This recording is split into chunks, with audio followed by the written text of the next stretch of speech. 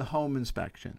Typically, the home inspection will happen within 10 days at the end of attorney review. Once you're out of review, you're going to call up your home inspector, line it up, have them come out. They're going to do the report. They're going to send it back. And then it's going to go to your office, your attorney's office, the other attorney's office, usually the two agent realtors as well. And then it's a question of like, okay, now we start a negotiation based on findings in the home inspection. But let's take a step back. What does the home inspector do? They look at the plumbing, the electric, the foundation if it's not a condo, the roof if it's not a condo. They check all of the outlets, and they run the appliances, and they look at the HVAC, and they test it, make sure it's heating and cooling.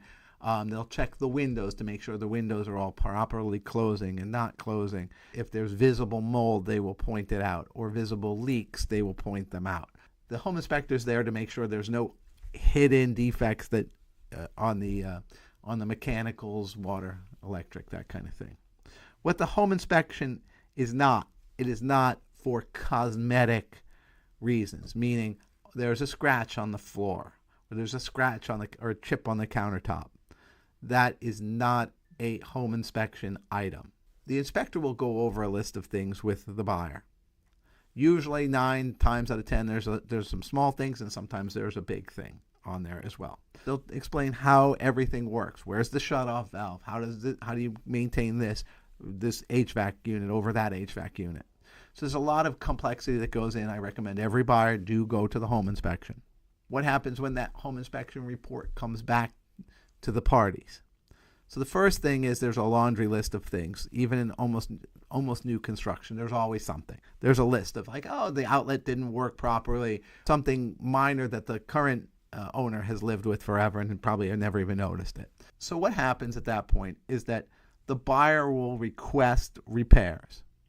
Usually at that point, what the seller's attorney will offer is a credit in lieu of repairs.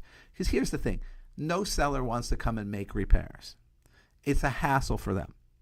And guess what? No buyer wants the seller to make repairs because now they don't trust that those repairs are actually going to be done the way they want them to be done. After all, it is their home. So instead, they come to a reasonable credit for what it should cost in order to get said repairs done, whether it's something large like having to replace a floor to something small like having to fix an outlet. And by the way, fixing a small electric outlet problem because it needs to be done by a licensed electrician is maybe the single hardest part of this entire job. Try to get an electrician out for a job under $1,000. I digress. That is the home inspection. The home inspection is not a second bite at the apple. The seller has the right to cure anything that's in that report. So if there is a broken outlet and the buyer says, hey, I'd like $40,000 because of that, well, the seller will just say, I'm going to have it fixed. I'm going to provide you with the receipt, and that's going to get moved on. They have the right to cure.